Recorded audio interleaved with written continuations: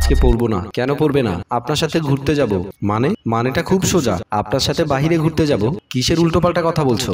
আমি কোনো উল্টোপাল্টা কথা বলছি না। আমি আপনার সাথে বাইরে ঘুরতে যাব। আখি, সামনে তোমার পরীক্ষা, পড়তে বসো। আজ সাথে করে প্রোটেকশন নিয়ে এসেছেন। তুমি বললে তোমার শরীর অসুস্থ হয়েছে। আমার মেন্স হয়েছে, তাতে কি হয়েছে? তাই বলে কি আপনার দেহের খিদা মিটাবেন না? রিমি, আজ তোমার কি হয়েছে? তুমি এমন ভাবে কথা বলছো কেন? 2 বছর আমাকে প্রাইভেট পড়াচ্ছেন। 2 বছরই ধরতে গেলে 1 সপ্তাহে 2 দিন 3 দিন আমার সাথে আপনার শারীরিক চাহিদা মিটিয়েছেন। আমাকে আশ্বাস দিয়েছিলেন আমি এবার পাশ করার পর আমাকে বিয়ে করবেন। পাশ করেছি, কিন্তু আপনি আমাকে বিয়ে করেননি। নিজে এখন মা বাবার পছন্দের অন্য একটা মেয়েকে বিয়ে করছেন। মেয়েটির নাম রিমি। কথাটি শোনা মাত্র সূর্য কিছুটা অবাক হলো, থতমত খেয়ে গেল। আমতা আমতা করে বলল, এসব উল্টোপাল্টা কি বলছো তুমি? স্যার, মনে আছে প্রথম যেদিন আপনি আমাকে ফুসলিয়ে আমার সাথে শারীরিক সম্পর্ক করেছিলেন, সেদিন আমি কি বলেছিলাম? স্যার, আপনি এটা কি করছেন আমার সাথে? তুমি একদম ভয় পেও না, খুব কষ্ট হবে না। আমি তোমাকে সহযোগিতা করব, তুমি অনেক সুখ পাবে। আমরা দুজন মিলে সুখের সাগরে ভাসতে ভাসতে দূর অজানায় চলে যাব। স্যার, আমি কোনোদিনও এগুলো কিছুই করিনি। আমার খুব ভয় করছে। করনি তাতে কি হয়েছে? আমার সাথে করবে। আর আমি তো তোমাকে বলেছি তুমি ইন্টার পাস করার পরে আমি তোমাকে বিয়ে করব। সত্যি আপনি আমাকে বিয়ে করবেন? 100% সত্যি। তুমি এখন এমন করছো কেন? তুমি তো আমাকে খুব পছন্দ করতে। পছন্দ করি ঠিকই, কিন্তু আমি কারোর সাথে ফিজিক্যাল রিলেশন করিনি। আরে বোকা মেয়ে, কোনো ভয় পেও না। আসো, বিছানায় শুয়ে পড়ি। ধাক্কা দিয়ে বিছানায় ফেলে আখির বুকের ওড়না ফেলে দিয়ে শক্ত করে জড়িয়ে ধরে আদর করতে লাগলো সূর্য। স্যার, আমি ভীষণ ব্যথা পাচ্ছি। এই কথাটি আমি আপনাকে বলেছিলাম, বারবার বলেছিলাম, কিন্তু আপনি আমার কোনো কথাই শোনেননি। আমাকে রক্তাক্ত করে দিয়েছিল। মনে পড়ে স্যার? সূর্যের কপাল কিছুটা ঘেমে গেল আখির কথা শুনে। স্যার, আপনি তো ঘেমে গেছেন, কপালটা মুছে দেব নাকি আপনি আমার ওড়না টান দিয়ে নিয়ে আপনি আপনার কপাল মুছে নেবেন? আখি, ঠিক আছে, আর পড়তে হবে না, আমি বাসায় যাব। আমার একটু খারাপ লাগছে। স্যার, একটা ঘটনা বললাম তাতেই কপাল ঘামছে? বাসায় যেতে চাইছেন, বাকি ঘটনা শুনলে তো আপনার অবস্থা খারাপ হয়ে যাবে। আখি, তুমি এভাবে কেন কথা বলছো আমার সাথে? তোমার মতি গতি ভালো মনে হচ্ছে না। কি হয়েছে তোমার? স্যার, আমার কিছুই হয়নি। আপনার তো বিয়ে হয়ে যাচ্ছে, বিয়েতে তো দাওয়াত দেবেন না। আপনার বউকে হয়তো দেখতেও পাবো না। অনেক সুন্দর মনে হয় আপনার বউ, তাই না? আমি জানি না। আমি কিন্তু জানি। তুমি কিভাবে জানো?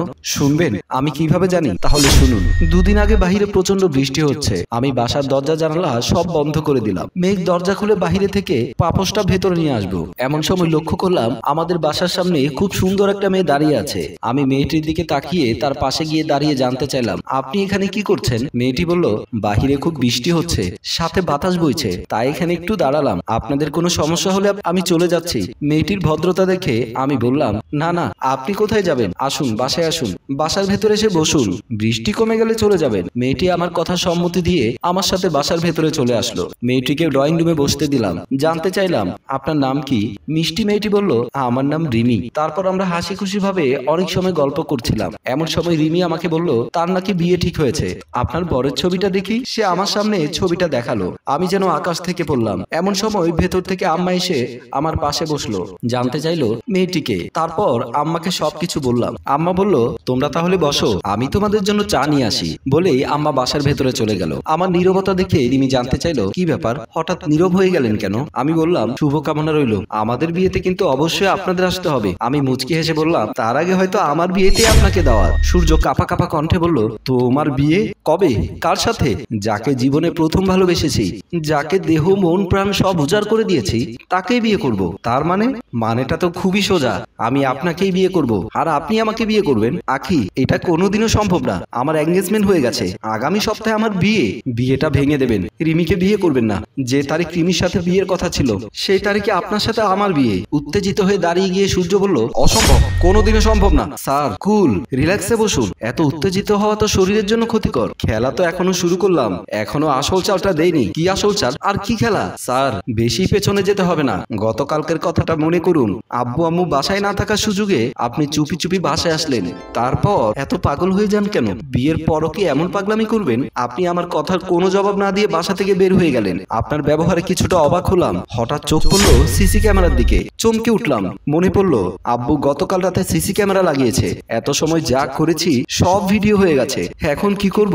ভয়ে আতঙ্কে অস্থির হয়ে গেলাম। তারপর ক্যামেরা থেকে মেমোরি বের করে মোবাইলে নিয়ে কপি করে রাখলাম। এখন বুঝতেই পারছেন, এই ভিডিও আপনার মা বাবার কাছে যাবে, আপনার হবু বউর কাছে যাবে। কথাটি শুনে সূর্যের চোখ যেন কপালে উঠলো। আখিকে বলল, তুমি ভিডিওগুলো ডিলিট করে দাও প্লিজ। আখি হাসতে হাসতে বলল, এই যে এখন আমি আপনার সাথে কথা বলছি, সবকিছুই কিন্তু সিসি ক্যামেরায় রেকর্ড হচ্ছে। শুধু মোবাইলের ভিডিও ডিলিট করে কোনো লাভ নেই। আখি, তুমি কি আমাকে ব্ল্যাকমেল করছো? আপনি 2 বছর আমাকে 9-6 বুঝিয়ে আমার সাথে শারীরিক সম্পর্ক করেছেন। বলতে গেলে এক প্রকার আমি তো আপনাকে এত সহজে ছেড়ে দিতে পারি না, তাই আপনার সাথে একটু গেম খেললাম। প্লিজ আখি, তুমি আমাকে ক্ষমা করে দাও। আমি আমার ভুল বুঝতে পেরেছি।